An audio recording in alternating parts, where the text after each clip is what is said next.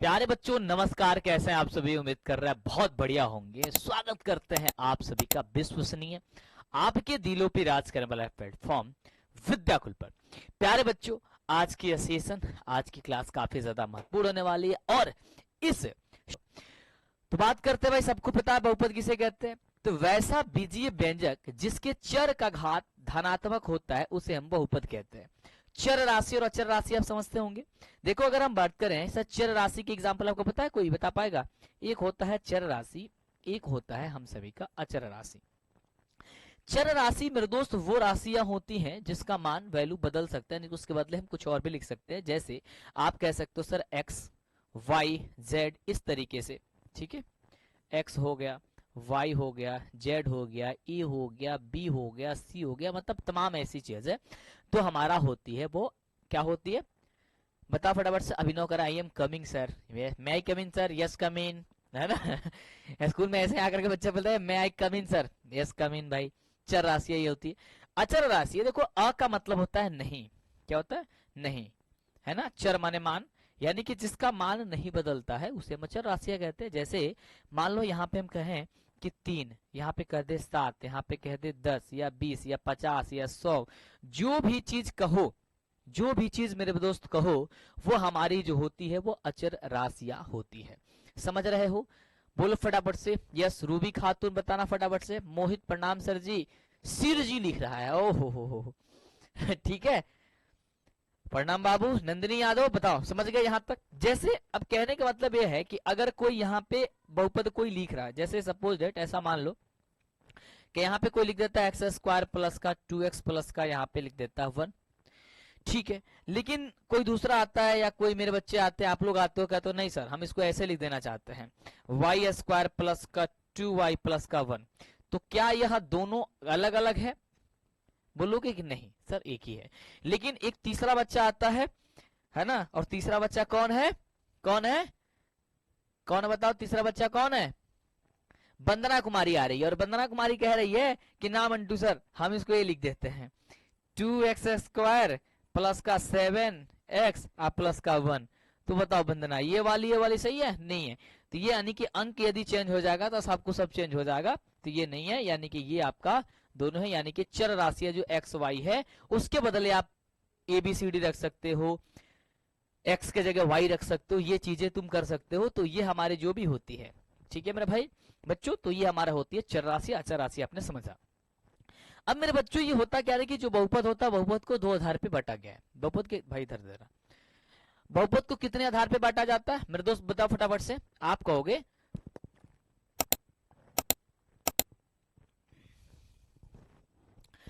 Mantu sir love you, इस बार गर्दा गर्दा होगा। अरे हाँ मेरे दोस्त, गर्दा गर्दा होगा। ठीक है, गर्दा गर्दा होगा मेरे दोस्त, आप उसका टेंशन छोड़ दो।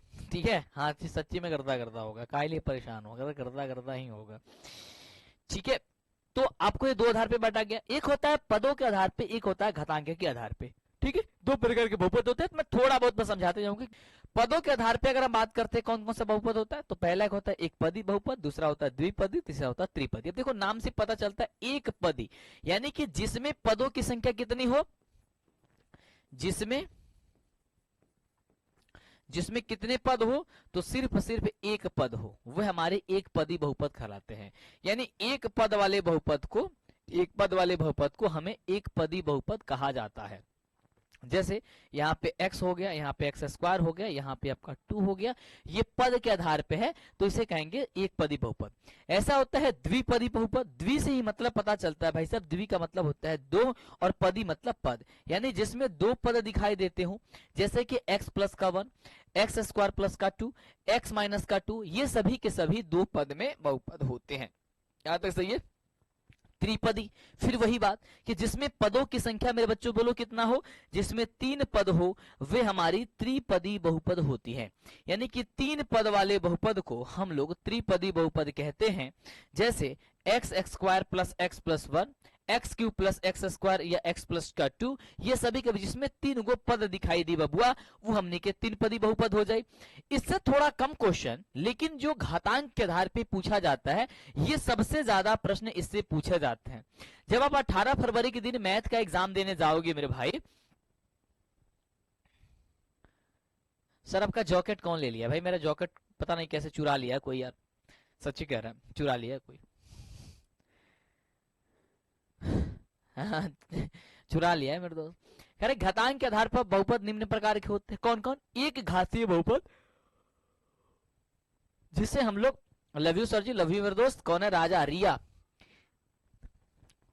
सत्या कुमारी।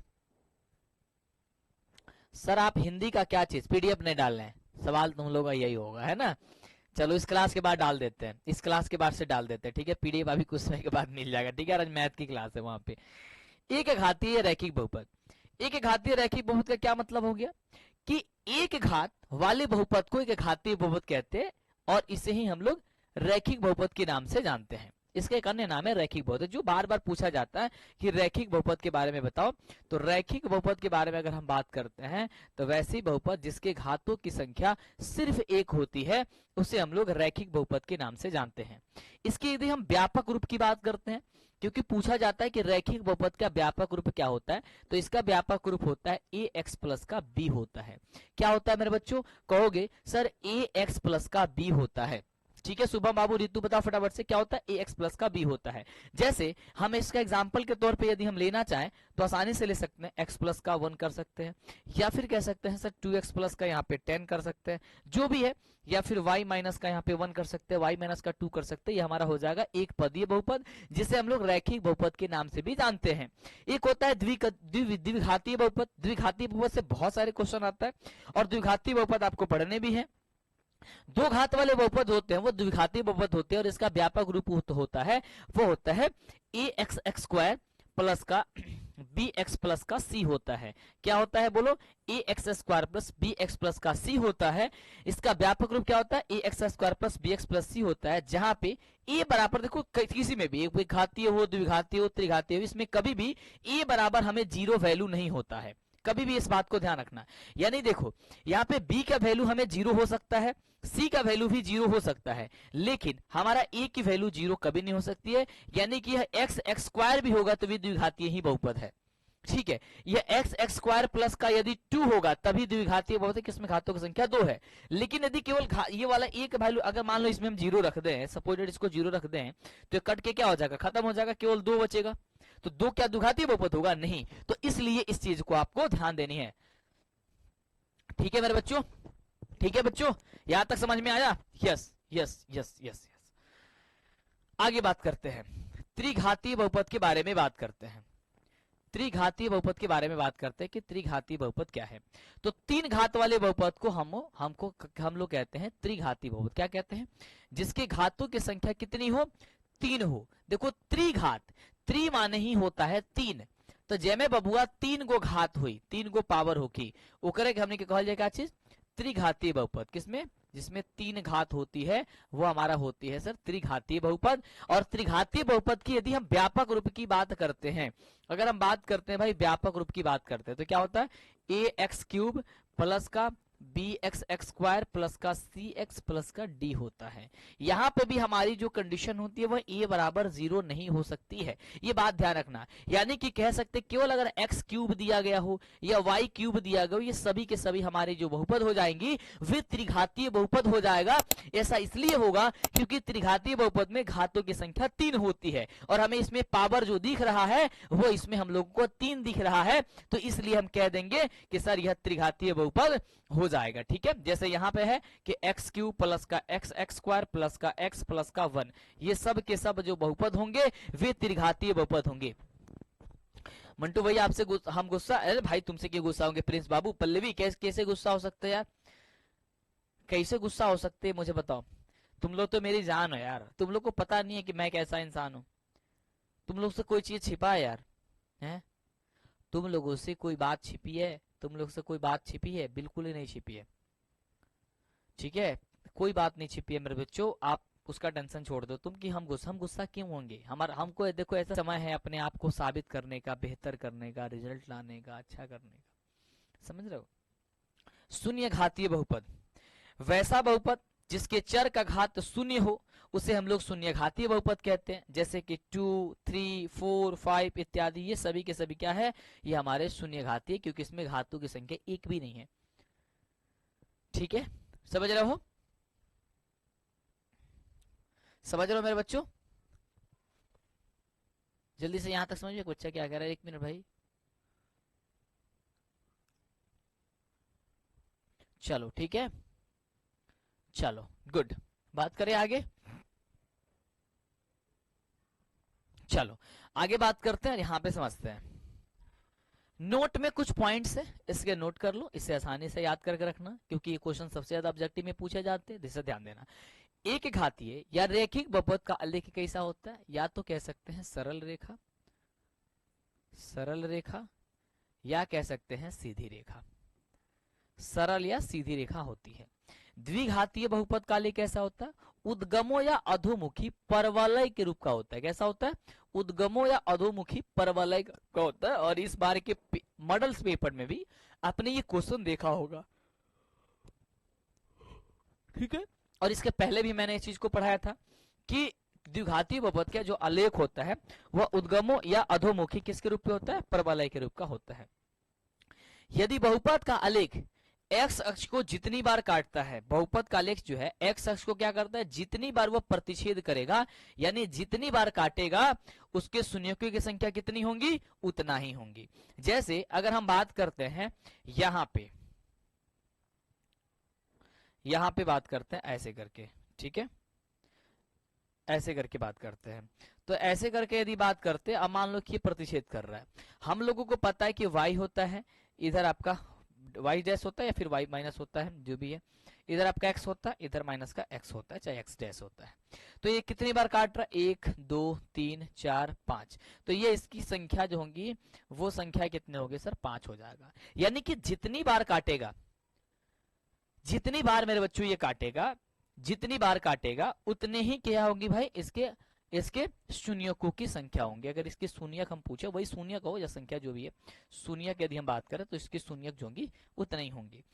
एक घातीय रैखिक बहुपद का हल कितना होता है? सिर्फ एक हल होता है। और एक हल कौन सा होता है? सिर्फ और सिर्फ अल्फा होता है। क्या होता है मेरे बच्चों? अल्फा होता है। द्विघातीय बहुपद के कितने हल होते हैं? तो कहना है सर द्विघातीय बहुपद के जो हलों की संख्या होती है वे हलों की संख्या सिर्फ 2 होती है। एक का नाम है अल्फा, एक का नाम है बीटा। इसके व्यापक रूप मैंने बता दिया। और उसी प्रकार से त्रिघातीय बहुपद के कितने हल होते हैं? जिसके जितने घात उतने उसके हल होते हैं। त्रिघातीय बहुपद के जितने घात होते हैं उतने उसका होता है। तो इसके क्या हो जाएगा? 3 हो जाएंगे। कौन कौन हो जाएंगे? एक का नाम है अल्फा, एक का नाम है बीटा और एक का नाम है गामा। यानी कि अल्फा, बीटा और गामा, अल्फा बीटा और क्या हो जाएगा? गामा हो जाएगा। समझ रहे हो इस चीज को? यस मेरे दोस्त, ठीक है। चलो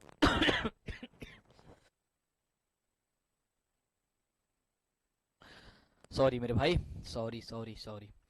जब द्विघातीय बहुपद a x square plus b x plus शून्य अल्फा और बीटा हो, उस कंडीशन में अगर इसके शून्य कौन कौन हो, अगर अल्फा और बीटा हो, तो उस कंडीशन में एक रूल होती है। क्या क्या रूल होती है मेरे बच्चों? एक रूल होती है इस तरीके से, अगर इसका योगफल निकालना हो, जैसे कोई भी बहुपद इसका वियोगफल निकालना हो, यानी कि अल्फा प्लस बीटा निकालनी हो, तो वो होता है formula alpha minus b minus का ए। अगर इसका गुणनफल निकालना हो, यानी कि अल्फा इंटू बीटा, तो ये होता है अल्फा इंटू बीटा सी बटा का ए होता है, अगर इस कंडीशन किसकी होती है तो। जैसे अगर हम बात करें यहाँ पे एक्स एक्स स्क्वायर प्लस का 5x प्लस का अगर हम 10 करते हैं, अगर इसमें पूछते हैं भाई अल्फा प्लस बीटा क्या होगा, तो जल्दी मुझे चैट सेक्शन में बताओ। इसमें अल्फा प्लस बीटा अगर हम पूछ दे तुम्हें क्या होगा? कहोगे सर माइनस का b बाई ए से हम जानेंगे, तो माइनस b बाई ए का मतलब होता है माइनस 5 का मतलब 5 हो जाएगा, और a का मतलब होगा ये, यानी कि हो जाएगा सर माइनस का 5। अल्फा इंटू बीटा की यदि हम बात करते हैं तो ये हो जाएगा सर सी बाई ए, तो सी के वैल्यू हो जाएगा 10 और ए का वैल्यू हो जाएगा 1, यानी कि हो जाएगा सर ये 10। इस तरीके से ये चीज निकलती है। हालांकि बहुत सारे ट्रिक है, अभी आपको सिखाएंगे तो वो चीजें समझ में आ जाएंगे। इसी प्रकार से द्विघातीय बहुपद का होता है, जो कि आपका होता है alpha plus beta plus gamma का योगफल, यानी कि शून्यकों का योगफल अगर बात करें त्रिघातीय बहुपद माइनस बी बाई ए होता है, ठीक है। दो दो करके शून्यकों का गुणनफल क्या होता है? तो alpha beta beta gamma gamma alpha क्या होता है? तो वही सी बाई ये होता है। और आपका शून्यकों का गुणनफल क्या होता है? तो माइनस टी बाई ए होता है। सीधी सी बात है, जब हम इसको अप्लाई करेंगे जब फॉर्मूले पे, सॉरी क्वेश्चंस पे, तब आपको समझ में ये चीजें आ जाएंगी, ठीक है। हाँ सी बाई होता, गुड, बहुत बढ़िया। पुष्पा, नाज, ट्रीना जी बहुत बढ़िया, प्रियंका बहुत बढ़िया, स्नेहा, सोहिल कुमार आदित्य झा जी, चलो यहां तक चीजें क्लियर हो गई, यहां तक चीजें समझ में आ गई है आपको। ये दोबारा ये हो गया ना ये पार्ट, इसको डिलीट कर देने दो, दो बार टाइप हो गई है ये। चलो अब ये सबसे ज्यादा जो है ना इंपोर्टेंट यहाँ पे ये चीज होती है, रूल के बारे में बात करते हैं। ये वाला द्विघातीय सूत्र, मतलब कि कोई भी दो शून्यकों का मान दिया गया होगा, मतलब दो शून्यक दिया होगा, या फिर हो सकता है अल्फा प्लस बीटा का मान दिया गया हो, ठीक है, और अल्फा इंटू बीटा का मान दिया हो। कई बार होता है शून्यकों का एफल और शून्यकों का गुणनफल दिया गया तो द्विघातीय बहुपद बता दीजिए, ऐसा होता है। या कई बार होता है केवल अल्फा का मान और केवल बीटा का मान दिया गया हो, तो उस कंडीशन में हमें इस फॉर्मूले का यूज करना होगा। फॉर्मूला कौन होगा, x square minus alpha plus beta into x plus alpha into beta होता है। यह हर एक बच्चे को पता होनी चाहिए, क्योंकि इसे 2 नंबर सब्जेक्टिव में पूछेगा और 1 नंबर ऑब्जेक्टिव में, 3 केवल इसी फॉर्मूला से आ जाएगा। उसी पर त्रिघातीय बहुपद का क्या होता है, तो x cube minus alpha plus beta plus gamma into x square plus alpha beta gamma beta gamma gamma alpha और इंटू एक्स, और ये हो जाएगा अल्फा बीटा गामा। तो ये हो जाएगा आपका त्रिघातीय बहुपद का सूत्र होता है। नोट की बात करते हैं, इसके कुछ महत्वपूर्ण पॉइंट। तो हमने आपको बताया त्रिघातीय बहुपद में अधिकतम जो घातों की संख्या होती है वो 3 होती है। द्विघातीय बहुपद में अधिकतम घातों की संख्या सर 2 होती है, और एक घातीय या रैखिक बहुपदों में घातों की संख्या जो होती है वो 1 होती है। और यही हम लोगों का जो होता है वो हमारा क्या होता है, बहुपद होता है। क्या होता है, यही हम लोग का बहुपद होता है। इसके बारे में यहां तक बेसिक चीजें हैं जो आपने जाना। अब हम लोग जानेंगे इसके क्वेश्चंस की, ठीक है। लगातार आप चीजों को समझने की कोशिश करो, इसका रिवीजन करने की कोशिश कर लो, ठीक है मेरे भाई, बोलो।